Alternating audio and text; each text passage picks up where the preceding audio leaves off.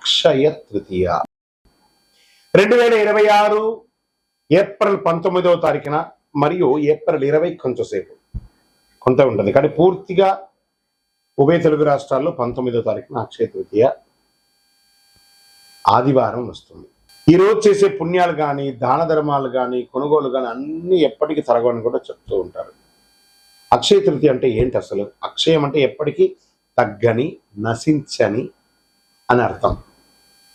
తృతీయ అంటే వైశాఖ మాసంలో శుక్లపక్షంలో 3వ రోజు అని కూడా చెప్పచ్చు. ఎన్నో ముహూర్తాలు జరుగుతూ ఉంటాయి. శ్రీ మహావిష్ణువు పరశురాముల వారి యొక్క అవతారం, దశావతారంలో పొందినటువంటి రోజు కూడా అక్షయ తృతీయ. మహాభారత రచన ప్రారంభమైంది మహాభారతం ఈ యొక్క అక్షయ తృతీయ రోజే. భగీరథుడు గంగమ్మను భూమికి తీసుకొచ్చినటువంటి రోజు కూడా ఈ యొక్క అక్షయ తృతీయే. దీన్ని సర్వసిద్ధి దినము అని అంటారు. ఈరోజు ఏ పని ఎక్కువ చేస్తే చాలా మంచి ఫలితాలు వస్తుంటే పరోపకారార్థే ఇదం శరీరం, ఇతరులకు సహాయం చేస్తే అది 1000 రెట్లుగా తిరిగి వస్తుంది. ఈరోజు కల్లుప్పు ఉంటుంది చూసారా, కల్లుప్పు, దొడ్డుప్పు, దాన్ని కొంటే ఐశ్వర్యం పెరుగుతుంది అంటారు. రాక్ సాల్ట్ అది కొనండి. ఇంకా కొంతమంది బంగారం కొంటూ ఉంటారు, అది వారి వారి ఇష్టం, కానీ ఎక్కడ కూడా చరిత్రలో బంగారమే కొనాలని రూల్ ఎక్కడ చెప్పలేదు. లక్ష్మీదేవి అనుగ్రహం వస్తుంది. బంగారం కొనడం గైనే కదా, ప్రాపర్టీ పెరుగుతుంది. ఇంకా ఈరోజు ఏం చేయాలి? లక్ష్మీ అమ్మవారికి కనకదార స్తోత్రం చేయండి, లక్ష్మీ అష్టోత్తరం చేయండి, లక్ష్మీ కుబేరుని ప్రార్థన చేయండి. యక్షాయ కుబేరాయ వైశ్రవణాయ ధనధాన్యాధిపతయే ధనధాన్య సమృద్ధిం దేహి దేహి తాపయ స్వాహ అని చెప్పి మంత్రాన్ని చెప్తూ చక్కగా కుబేరునికి ఇంట్లో దీపం వెలిగించి పూజ చేస్తే డబ్బు, ధనం, వ్యాపారం అద్భుతంగా పెరుగుతుంది. సరే, ఈరోజు ఏమైనా దానం చేయొచ్చు అంటే అన్నదానం, నహి నహి బహుదానం, అన్నదానం సమానం అన్నారు. ఒక పేదవాళ్ళకి ఒక్కరికైనా భోజనం పెట్టండి. ఏదైనా దుస్తులు, కొత్త దుస్తులు, వాడిన దుస్తులు ఇవ్వకూడదు, కొత్త దుస్తులు దానం ఇవ్వండి పేదవాళ్ళకి. 100 రెట్ల పుణ్యం పెరుగుతుంది ఆ రోజు చేయడం వల్ల. ఇంకా కొత్త పనులు ఏమైనా ఈరోజు ప్రారంభించవచ్చు అంటే బిజినెస్ ప్రారంభించండి, ఇల్లు కన్స్ట్రక్షన్ ప్రారంభించండి, ఏదైనా మార్కెట్లో పెట్టుబడి పెట్టాలని కూడా పెట్టండి. సక్సెస్ ఛాన్స్ 1000 రెట్లు మీకు పెరుగుతుంది.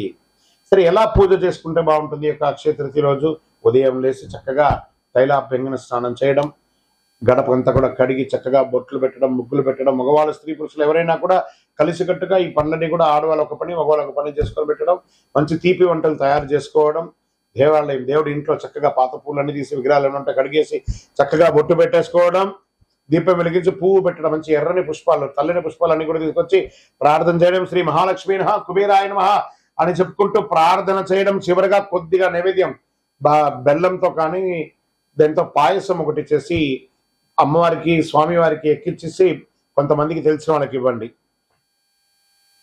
నైవేద్యం పెట్టడం అనేది చాలా ముఖ్యం. మరి ఈరోజు చేసేవన్నీ చెప్పుకున్నాం కదా, చేయకుండా ఏమైనా ఉన్నాయా? కోపం అసలే ఉండకూడదు. ఈరోజు ఒక్క రోజైనా ప్రయత్నం చేయండి. ఈరోజు నేను ఎవరిని కోపడను, గొడవలు అసలే ఉండకూడదు, అప్పులు తీసుకోవడం చేయకూడదు, ఎందుకంటే అదే కంటిన్యూ అవుతుంది. నెగిటివ్ ఆలోచనలు లేకుండా చూసుకోవాలి. ఈరోజు చేసిన ప్రతి విషయం మల్టిపుల్గా వస్తుంది కాబట్టి ఇలా చేయాలి. ఇంకా ఈరోజు మీరు ఏది మొదలు పెడితే అది జీవితంలో ఎప్పటికీ కొనసాగుతుంది. అందుకే అక్షయం అన్నారు దీనికి. మంచి ఆలోచనలు, మంచి పని, మంచి నిర్ణయం తీసుకోండి. ఈ అక్షయ తృతీయ మీ జీవితంలో సంపద, శాంతి, విజయం, కోరుకున్న వాళ్ళకి కోరుకున్నంత ఇచ్చే కొంగు బంగారం ఆ అమ్మవారి అనుగ్రహం ఉండగా మీకేం కావాలి? విజయోస్తు. అక్షయ తృతీయ శుభాకాంక్షలు. మా ఛానల్ ప్రేక్షక మిత్రులారా, అన్ని నచ్చుతున్నాయి, మీరు కొంచెం సబ్స్క్రైబ్ చేస్తే బాగుంటుంది అంతే. విజయోస్తు. ఇది కూడా మల్టిపుల్ అవుతుంది కదా. అక్షయం రోజు ఒక్క సబ్స్క్రైబ్ చేయండి, మా యొక్క ఛానల్కి 100 వచ్చినట్టు, 1000 వచ్చినట్టు. నమస్కారం.